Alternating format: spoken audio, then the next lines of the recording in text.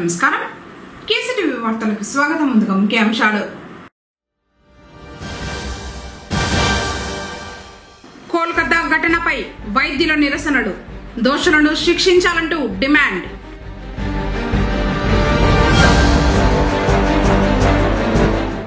భక్తి శ్రద్ధలతో శ్రీ కళ్యాణ వెంకన్నకు పూజలు.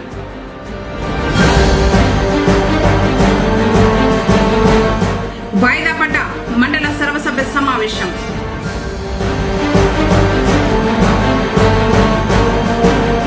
విద్యుత్ షాక్తో బాలుడు మృతి. వార్తలను వివరాలు. పాత్రికేయులంతా కలిసికట్టుగా ఐకమత్యంగా ఉండటమే యూనియన్ కు ప్రధాన బలమని చిత్తూరు జిల్లా కలెక్టర్ సుమిత్ కుమార్ సూచించారు. Andhra Pradesh union of working journalist 67వ ఆవిర్భావ దినోత్సవాన్ని పురస్కరించుకుని చిత్తూరు కలెక్టరేట్ ఛాంబర్లో ఏపీయూడబ్ల్యూజే ఆవిర్భావ దినోత్సవం నేపథ్యంలో జిల్లా convener Lokanathan, Chittoor press club committee సంయుక్త ఆధ్వర్యంలో పాత్రికేయుల సమక్షంలో కలెక్టర్ కేక్ కట్ చేసి శుభాకాంక్షల్ని తెలియజేశారు. కలెక్టర్ మాట్లాడుతూ దశాబ్దాల చరిత్ర ఉన్న ఏపీయూడబ్ల్యూజే నాయకుల పోరాటాలు మర్చిపోలేనివన్నారు. చిత్తూరు జిల్లాలో పాత్రికేయుల సంక్షేమానికి కట్టుబడి ఉన్నామని, పాత్రికేయులకు ఎలాంటి సమస్యలు వచ్చినా అందుబాటులో ఉండి వాటిని పరిష్కరిస్తామని కలెక్టర్ భరోసా ఇచ్చారు.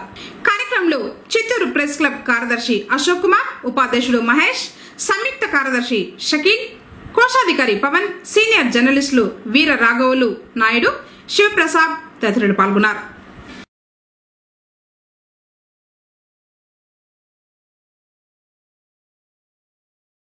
కేరళ రాష్ట్రం శబరిగిరిపై కొలువైన అయ్యప్పను దర్శించుకునేందుకు పుంగనూరు ఎమ్మెల్యే పెద్దిరెడ్డి రామచంద్రారెడ్డి కాలినడకన చేరుకున్నారు.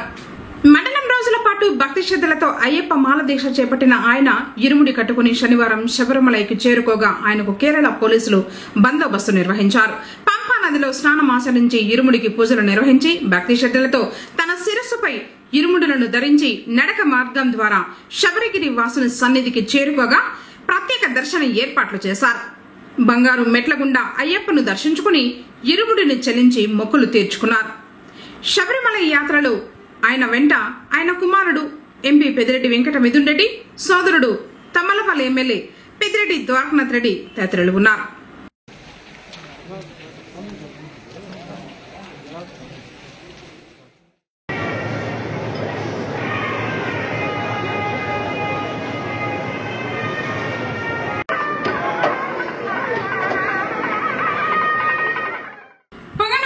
సర్వసభ్య సమావేశం వాయిదా వేయడం జరిగిందని ఇన్ఛార్జ్ ఎంపీడీఓ రహీం తెలిపారు. ఇటీవల మారిన రాజకీయ పరిస్థితుల్లో శనివారం మండల కార్యాలయం వద్ద హై టెన్షన్ వాతావరణం నెలకొంది. సర్వసభ్య సమావేశాన్ని జరగకుండా టీడీపీ శ్రేణులు అడ్డుకుంటారనే సమాచారం రావడంతో ఎటువంటి ఘర్షణలు జరగకుండా పోలీసులు భారీగా బందోబస్తు ఏర్పాటు చేశారు. అయితే ప్రజాప్రతినిధులు ఎవరూ హాజరు కాకపోవడంతో వాయిదా వేసినట్లు ఎంపీడీఓ తెలిపారు. మండల సర్వసభ సమావేశము 90 రోజులకు ఒకసారి, 90 రోజుల లోపల ఒకసారి జరగవలసి ఉంది. అందులో భాగంగా 17వ తేదీ సర్వసభ సమావేశం ఏర్పాటు చేయడం ఉంది. అందులో భాగంగా ప్రతి ఒక్క ఎంపీడీసీ సభ్యులకు, సర్పంచులకు, మన ఎమ్మెల్యే గారు, ఎమ్మెల్సీ ఎంపీ కూడా అందరికీ సర్కులర్స్ ఇవ్వడం జరిగింది. అందులో భాగంగా ఈరోజు 17వ తేదీ సమావేశం 10:30కి హాజరవడం జరిగింది. కానీ 11:30 వరకు కూడా ఏ సభ్యులకు ఒక్క సభ్యుడు కూడా గైరాజరైనందువలన, కోరం లేనందువలన, గైరాజులు మరి కోరం లేనందువలన సర్వసభ్య సమావేశాన్ని వాయిదా వేయడం అనేది. తదుపరి మండల అధ్యక్షుల వారితో సంప్రదించి తదుపరి సమావేశం ఎప్పుడైంది నిర్ణయిస్తామని మీకు తెలియజేయడం. జనసేన పార్టీ సిద్ధాంతాలు నచ్చి పవన్ కళ్యాణ్ పాలన చూసి పార్టీలో చేరేందుకు యువత ముందుకు వస్తున్నారని ఆ పార్టీ ఉమ్మడి చిత్తూరు జిల్లా అధ్యక్షులు పసుపులేటి హరిప్రసాద్ అన్నారు. శనివారం పుంగనూరు నియోజకవర్గ ఇన్ఛార్జ్ చిన్నరాయల ఆధ్వర్యంలో తిరుపతిలో పులిచెర్ల మండలం నుంచి 32 మంది జనసేన పార్టీలో చేరారు. పార్టీలో చేరిన ప్రతి ఒక్కరికి తగిన గుర్తింపు ఉంటుందని, పార్టీ బలోపేతానికి కృషి చేయాలని కోరారు. పార్టీ కార్యక్రమాల్లో పుంగనూరు నియోజకవర్గం ముందుందని అన్నారు. కార్యక్రమంలో చంద్రబాబు, పోకల జనార్దన్, మునీష్, దీపా మోహన్, దీపు, మధు తదితరులు పాల్గొన్నారు. తిరుమల శ్రీవారి పవిత్రోత్సవాలు వైభవంగా ముగిశాయి.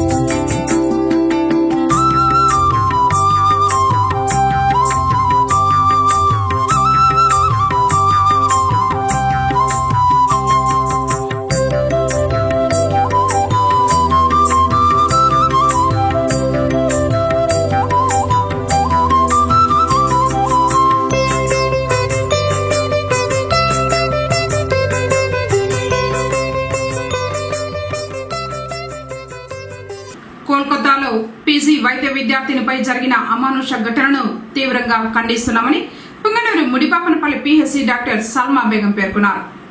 దాడిని నిరసిస్తూ శనివారం ప్రాథమిక ఆరోగ్య కేంద్రం ఎదుట వైద్య శాఖ వారు నల్ల బ్యాడ్జీలు ధరించి నిరసన ప్రదర్శన చేపట్టారు. కలకత్తాలో డ్యూటీలో ఉన్న జూనియర్ వైద్యురాలిపై సామూహిక అత్యాచారం జరిపి హత్య చేసిన ఘటన దారుణమైందన్నారు. తక్షణమే కేంద్ర ప్రభుత్వం స్పందించి ఈ ఘటనకు పాల్పడిన వారిని కఠినంగా శిక్షించాలని డిమాండ్ చేశారు. అదేవిధంగా వైద్యులకు ప్రత్యేక రక్షణ చట్టాన్ని తీసుకురావాలన్నారు. అంతేకాకుండా ప్రతి రంగంలోని మహిళలకు రక్షణ కల్పించే విధంగా చర్యలు తీసుకోవాలని కోరారు. కార్యక్రమంలో డాక్టర్లు సుజాత, జయశ్రీ, ఎంపీహెచ్ఈఓ మురళీబాబు, హరిప్రసాద్ రెడ్డి, దేవప్రసాద్, ఆహ్నాదం, శ్రావణి తదితర సిబ్బంది పాల్గొన్నారు. ప్రజారోగ్యం మా బాధ్యత, మా రక్షణ ప్రభుత్వ బాధ్యత. ప్రజలారా ముందుకు రండి, అబలకు అండగా నిలబడండి. ప్రజలారా ముందుకు రండి, అబలకు అండగా నిలబడండి. పుంగనూరు పట్టణంలోని ప్రధాన రివర్లలో పూడికతీత పనులు జరుగుతూ ఉన్నాయి. శానిటరీ ఇన్స్పెక్టర్ వెంకట సుబ్బయ్య పనులను పర్యవేక్షిస్తున్నారు.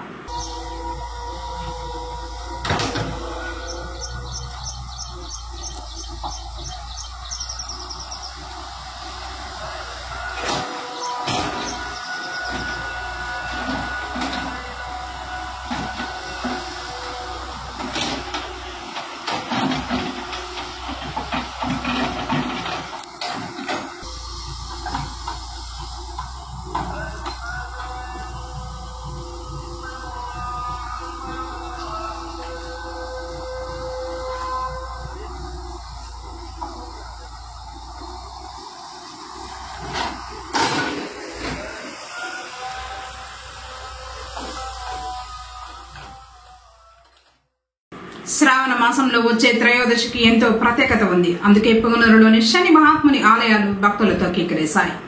శనివారం పట్టణంలోని దండుపాలెం మార్గ మధ్యంలో మరియు 50 రాళ్ల మొరవలోని శనేశ్వర స్వామివారి ఆలయాల్లో విశేష పూజలు అర్చకులు నిర్వహించారు. ఉదయం నుండి భక్తులు స్వామివారిని దర్శించుకున్నారు.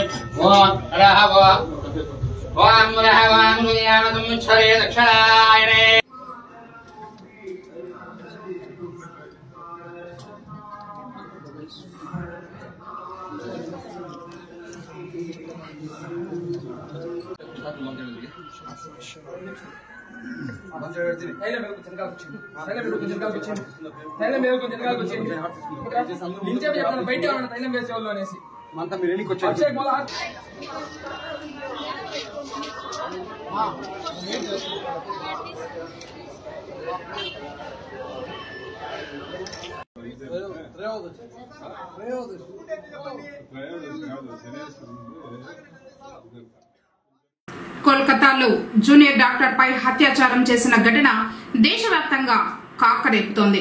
దేశంలో వైద్యులంతా ఐక్యమై రోడ్డెక్కి నిరసనలు తెలుపుతున్నారు. ముందు తమ ప్రాణాలకు రక్షణ కల్పిస్తే తాము రోగుల ప్రాణాలు కాపాడుతామంటూ వైద్యులు నినదిస్తున్నారు. ఈ నేపథ్యంలో శనివారం పుంగనూరు ప్రభుత్వ ఏరియా ఆసుపత్రి ఆవరణంలో ప్రభుత్వ మరియు ప్రైవేటు వైద్యులు, సిబ్బంది నల్ల బ్యాడ్జీలు ధరించి ప్లకార్డులు చేతపట్టుకుని తమ నిరసన తెలిపారు. అత్యాచారానికి పాల్పడిన దుండగుడిని కఠినంగా శిక్షించాలని డిమాండ్ చేశారు. వైద్యులకు టీడీపీ శ్రేణులు మద్దతునిచ్చారు.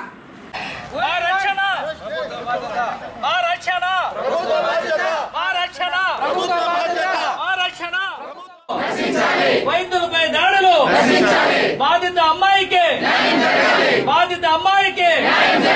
బాధ్యులైన మృగాలను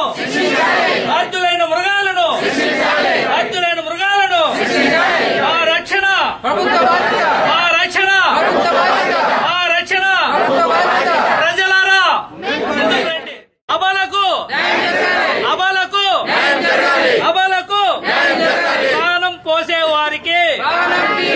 ప్రాణం పోసేవారిని బ్రతికించే వైద్యులను ప్రజారోగ్యం ప్రజారోగ్యం ప్రజారోగ్యం ప్రభుత్వ బాధ్యత ప్రభుత్వ బాధ్యత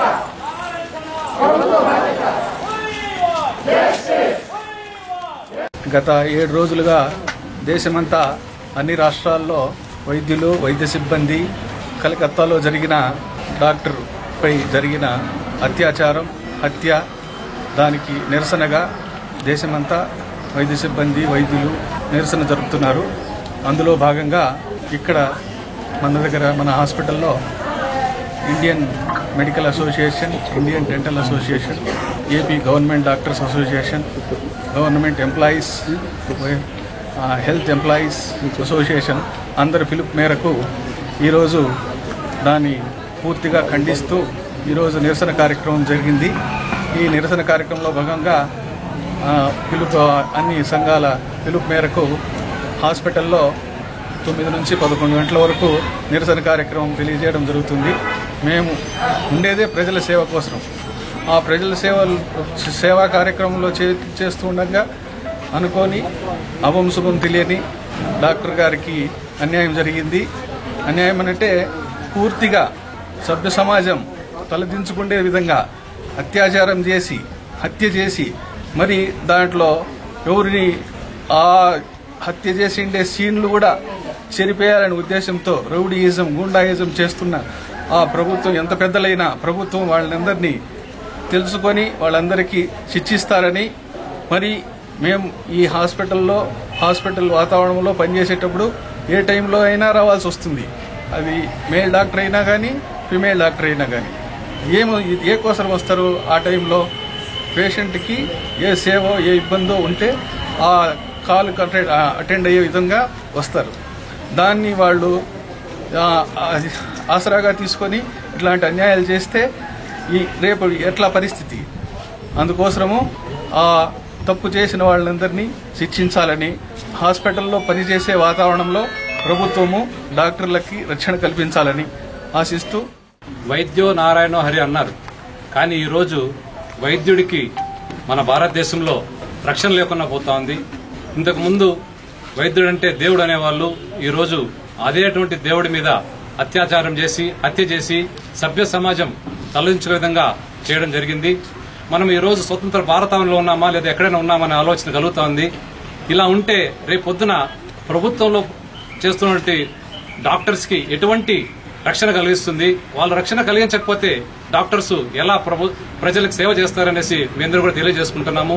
మనం ఈ రోజు 78వ స్వాతంత్ర దినోత్సవాన్ని జరుపుకున్నాం మొన్న ఆగస్టు 15 రోజు. అదే రోజు మనమందరూ తలదించుకోలేంగా డ్యూటీలో ఉన్న డాక్టర్ మీద అత్యాచారం చేసి మనకు ఆ అత్యాచారం అనేది కూడా ఎంత నోటితో కళ్ళతో చూసే విధంగా కాకుండా అంత దుర్భాగ్యంగా ఆ అమ్మాయిని చేరడం జరిగింది. ఈ విషయాన్ని మన ప్రభుత్వం వారు పార్లమెంట్లో పెట్టి డాక్టర్స్ అందరికీ కూడా రక్షణ కల్పించేది ఒక ప్రత్యేకమైనటువంటి బిల్లును తీసుకురావాలనేసి మా యొక్క డాక్టర్ సంఘం తరఫున ప్రభుత్వ ఉద్యోగుల తరఫున ప్రైవేట్ ఉద్యోగుల తరఫున అందరి తరఫున వాళ్ళకి మేము వినియోగించుకుంటున్నాము. దయచేసి ఇకనైనా వాళ్ళందరికీ కూడా రక్షణ కల్పిస్తే మా బాధ్యతను మేము సక్రమంగా నిర్వర్తించుకుంటామనేసి పత్రికాముఖంగా ఇక్కడికి విచ్చేసిన ప్రజలందరి తరఫున కూడా ప్రభుత్వం వారికి వినియోగించుకుంటున్నాం. సేవలు అందిస్తున్న మానవ జాతికి వారికి అవసరమైన వైద్య సేవలు అందిస్తున్న ఒక అబలపై జరిగిన ఈ అత్యాచారం మూలంగా ఎంతో మంది ఆడవాళ్లు ఒక అడుగు వెనక్కి వేయాల్సి వస్తుంది. అంటే వారు సేవలు అందించడానికి వారి జీవితాలను మరియు వారి కుటుంబాన్ని వారి పర్సనల్ లైఫ్ని పక్కన పెట్టి సమయాన్ని ఆలోచించకుండా రాత్రిపూటైన సేవలు అందించడానికి ముందుకొస్తున్న అబలలపై ఈ విధంగా జరుగుతున్న అత్యాచారాల వల్ల నిజంగా స్త్రీలు ఒక అడుగు వెనక్కి వేయాల్సి వస్తుంది.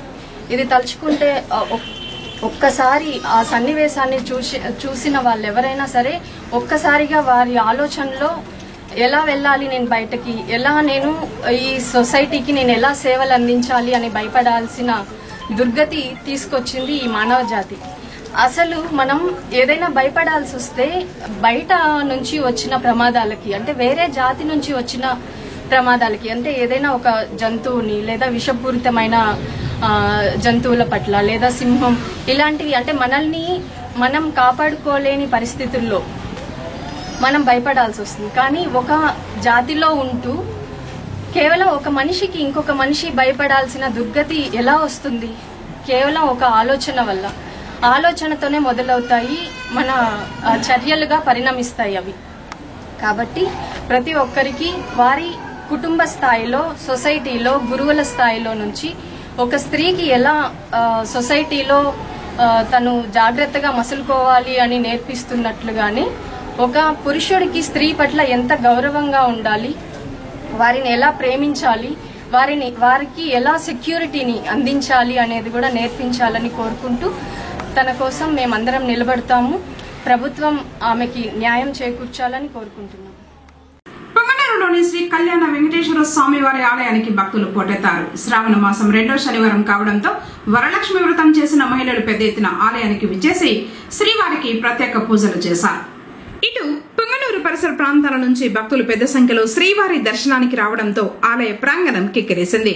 ఆలయ అర్చకులు మూల విరాట్లను ప్రత్యేకంగా అలంకరించి పూజలు చేశారు. భక్తులకు తీర్థ ప్రసాదాలను అందించారు. శ్రీదేవి భూదేవి సమేత శ్రీ మలయప్ప స్వామి వారి ఉత్సవమూర్తులను బంగారు ఆభరణాలతో అలంకరించి అద్దాల మండపంలో కొలువు తీర్చారు.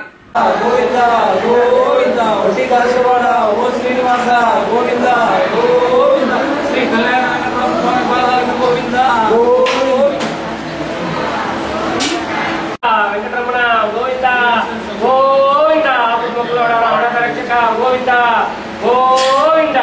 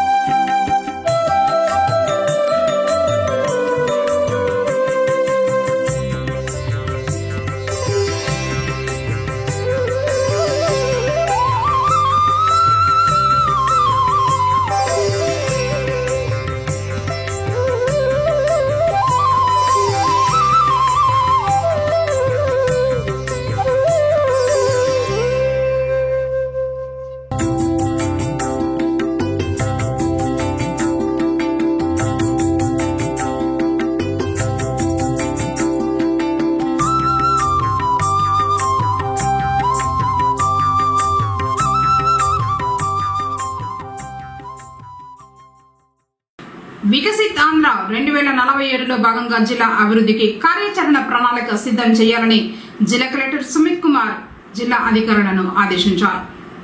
శనివారం జిల్లా కలెక్టరేట్లోని సమావేశ మందిరం నందు వికసిత్ ఆంధ్ర 2047లో భాగంగా కార్యాచరణ ప్రణాళికల రూపకల్పనపై జిల్లాలోని వివిధ సంబంధిత జిల్లా శాఖల అధికారులతో శిక్షణ కార్యక్రమం నిర్వహించారు. ఈ సందర్భంగా జిల్లా కలెక్టర్ మాట్లాడుతూ వికసిత్ ఆంధ్రప్రదేశ్ 2047 దిశగా జిల్లాకు సంబంధించి కార్యాచరణ ప్రణాళికలను 12 అంశాల ప్రాతిపదికన రూపొందించాలని జిల్లా స్థాయిలో వ్యవసాయ అనుబంధ రంగాలు, పరిశ్రమలు, సేవా రంగం వారీగా సిద్ధం చేయాలని తెలిపారు.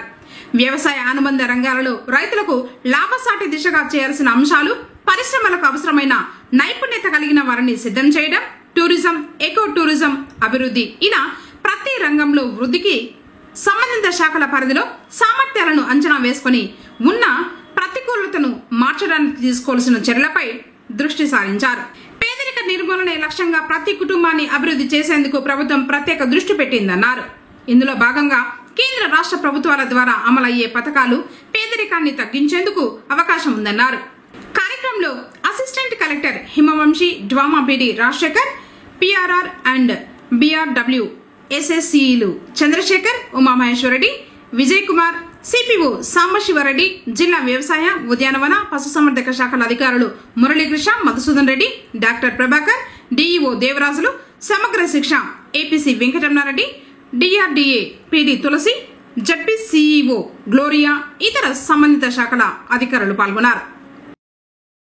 విద్యుత్ షాక్ గురై విద్యార్థి మృతి చెందిన సంఘటన శనివారం పొంగనూరు పట్టణం కొత్తపేటలో చోటు చేసుకుంది.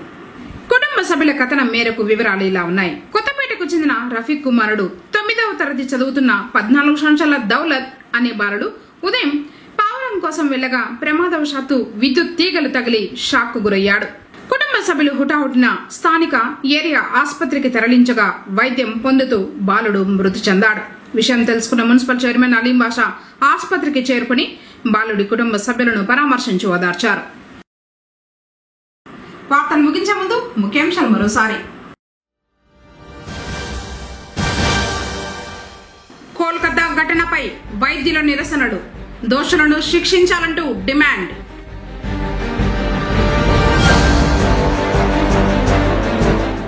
భక్తి శ్రద్ధలతో శ్రీ కళ్యాణ వెంకన్నకు పూజలు.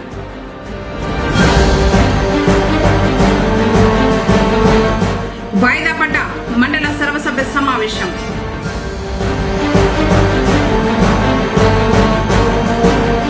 విద్యుత్ షాక్ తో బాలుడు మృతి. తిరిగి కేసీటీవీ వార్తలతో మళ్ళీ కలుసుకుందాం. అందరికీ నమస్కారం.